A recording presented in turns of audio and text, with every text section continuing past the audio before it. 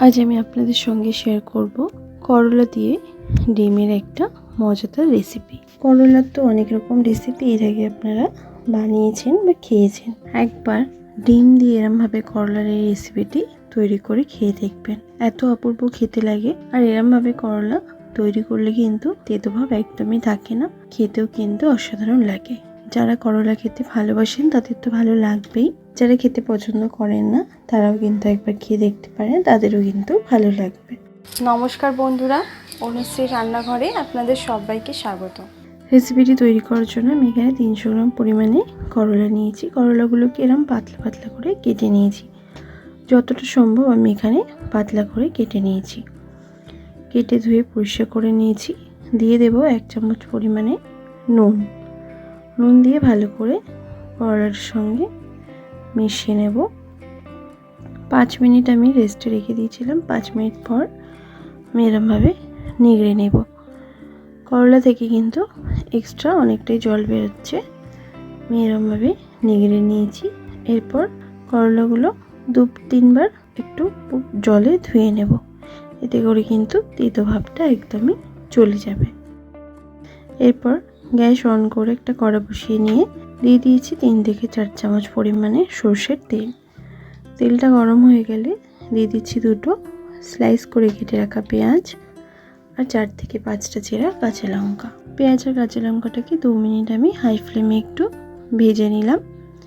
এরপর দিয়ে দিচ্ছি 1/4 চামচ পরিমাণে হলুদের গুঁড়ো, 1/2 চামচ পরিমাণে ঝাল লঙ্কার গুঁড়ো, 1 চামচ পরিমাণে ধনের গুঁড়ো। ভালো করে এই মশলাগুলোকে দিয়ে একটুখানি নাড়াচাড়া করে ভেজে নেব। এরপরেই আমি দিয়ে দিচ্ছি করলা। ভালো করে করলাটাকে দিয়ে 1 মিনিট একটুখানি নাড়াচাড়া করে নিচ্ছি। একটুখানি 1 মিনিটের মতন নাড়াচাড়া করে নিয়ে আমি লো ফ্লেমে 4 থেকে 5 মিনিট ঢাকা দিয়ে রান্নাটা হতে দেব। মাঝে কিন্তু আমি ঢাকা সরিয়ে 1-2 বার নেড়ে দেব। ঢাকাটা 4-5 মিনিট পর সরিয়ে নিলাম। করলাটা কিন্তু আগের থেকে অনেকটাই কালার চেঞ্জ হয়ে গেছে।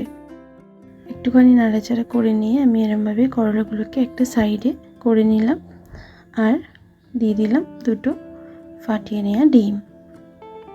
সামান্য একটুখানি দিয়ে দেব নুন। ডিমের ভুজিটাকে আমি এবার তৈরি করে নেব। 2 মিনিট আমি এরমভাবে একটুখানি ডিমটাকে ভেজে নেব। ডিমের ভুজিয়াটা কিন্তু রেডি হয়ে গেছে। এরপর করলার সঙ্গে মিশিয়ে নেব। করলার সঙ্গে মিশিয়ে হাই ফ্লেমে এবার আমি একটুখানি ভেজে নেব।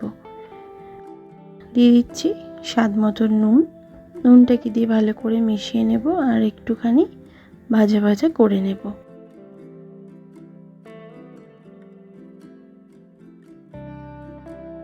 করলার ডিমের এই রেসিপিটি কিন্তু আমার প্রায় রেডি হয়ে গেছে। দেখতে যতটা সুন্দর লাগছে, খেতেও কিন্তু এটা ততটাই ভালো লাগে। আর একটুখানি ভাজা ভাজা করে নিয়ে আমি গ্যাসের ফ্লেমটা বন্ধ করে দিয়ে সার্ভ করে নেব। গরম গরম ভাতের সঙ্গে এই রেসিপিটি যেরকম ভালো লাগে সেরকম কিন্তু রুটির সাথেও অসাধারণ লাগে। একবার এরমভাবে এই রেসিপিটি তৈরি করে খেয়ে দেখবেন, আশা করছি আপনাদেরও ভালো লাগবে। ভালো লাগলে লাইক শেয়ার করতে ভুলবেন না, কমেন্ট বক্সে কমেন্ট করে জানাতে ভুলবেন না রেসিপিটি কেমন লাগলো। ভালো থাকবেন, সুস্থ থাকবেন, ধন্যবাদ।